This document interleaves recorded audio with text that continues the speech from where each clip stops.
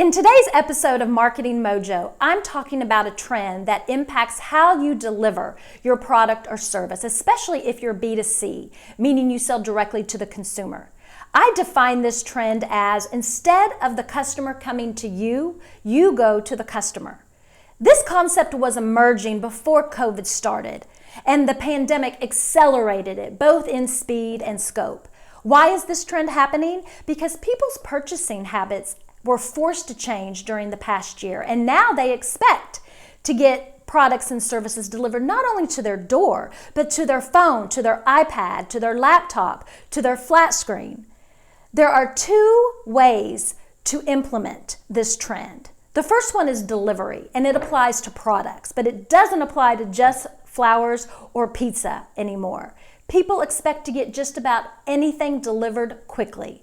Thanks to Amazon, the three magic words buyers look for are same-day delivery. And they expect this level of service from the grocery store, the drugstore, the hardware store, the bookstore, clothing boutiques, restaurants.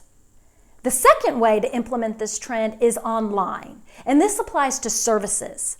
From fitness workouts to legal consultations to doctor appointments, people are expecting service providers to meet them wherever they're at and not necessarily have to go into their office.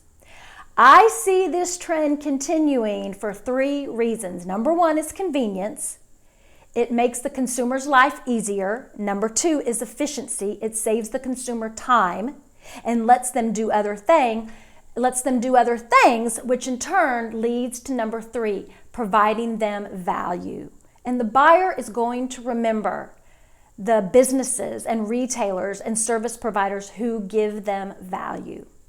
So think about how you can implement this trend in your business, or how you may need to repackage or reposition your offerings in order to implement this trend.